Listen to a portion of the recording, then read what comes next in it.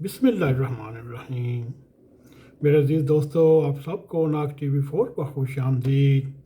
हम आज भी कोशिश करेंगे जो हमारा जो सफ़रनामा इब्न बतूता का था उसको जारी रखें। उम्मीद है आपने पहली एपिसोड सुन ली होगी।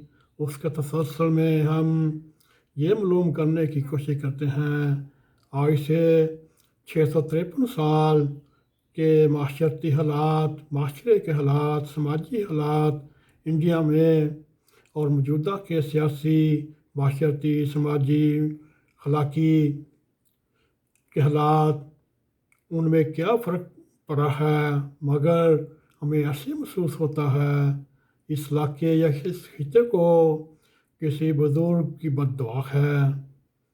अगर देखा जाए समाजी, माशरती एतबार से अपना रहन सहन में मुस्बत तब्दीलियाँ हम लाना चाहते हैं या नहीं।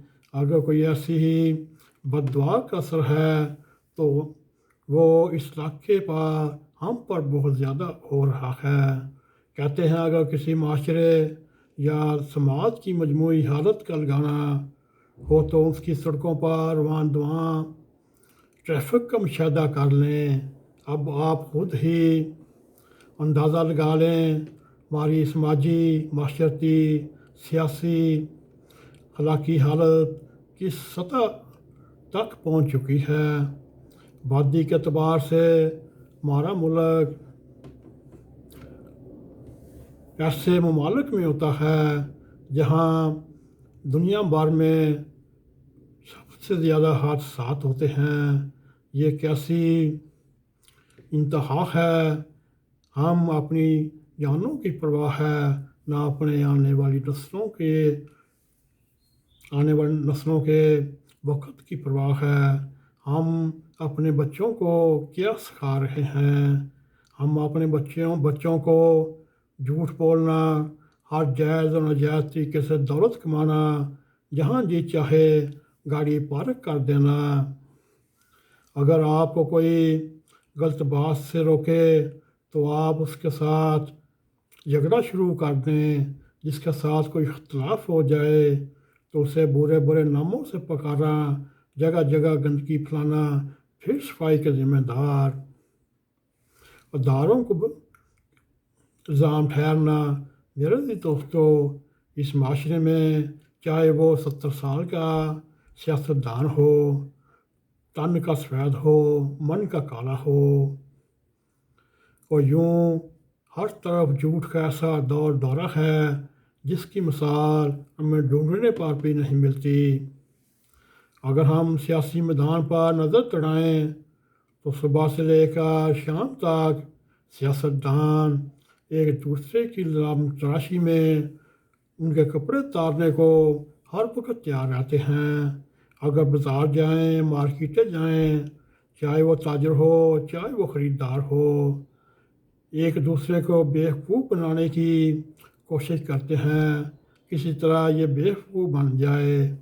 और आप ये भी देखते होंगे घरों का कूड़ा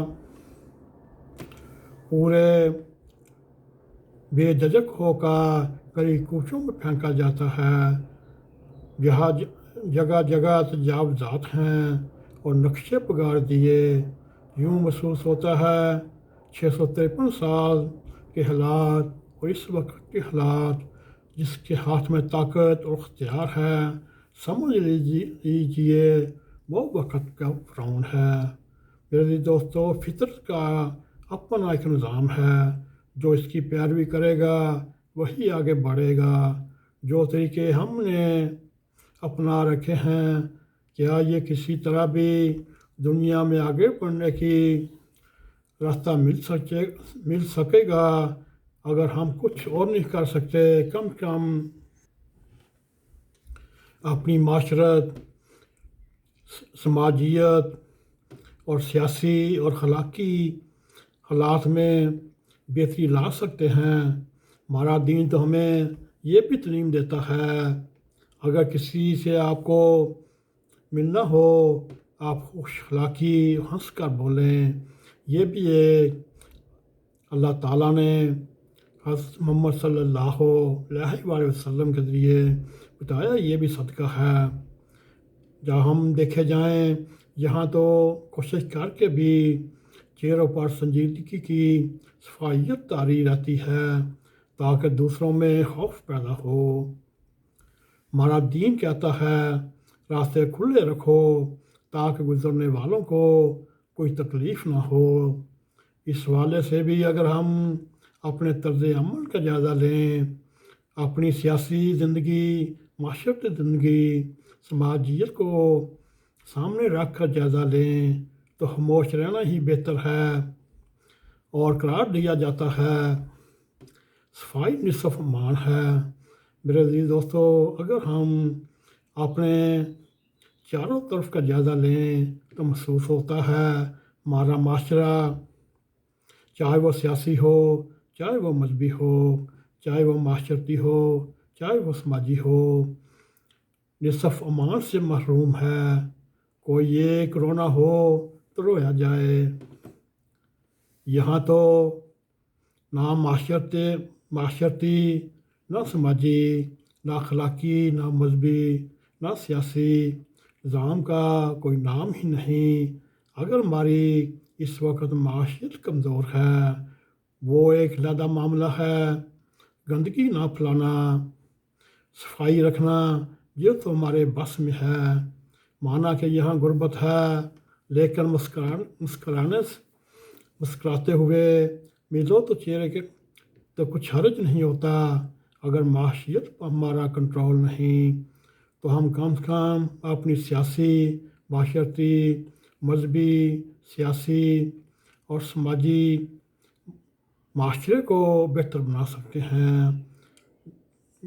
جی دوستو، ہم یہ دوسری ایپیسوڈ میں سفر نامہ ابن بطوطہ کا اختتام ہم امید کرتے ہیں آپ کو ہمارا یہ بھی مضمون پسند آیا ہوگا۔ آئے تو اس کو لائک بھی کریں، اس کو شیئر بھی کریں اور کمنٹ سیکشن میں جا کے اپنا نظر خیال کرتے ہوئے ناگ ٹی وی 4 کو سبسکرائب کریں۔ اسی کے ساتھ بیل آئیکن کو کلک کریں تاکہ ہماری تازہ ویڈیو آپ تک پہنچتی رہیں۔ اسی کے ساتھ السلام علیکم ورحمۃ اللہ وبرکاتہ۔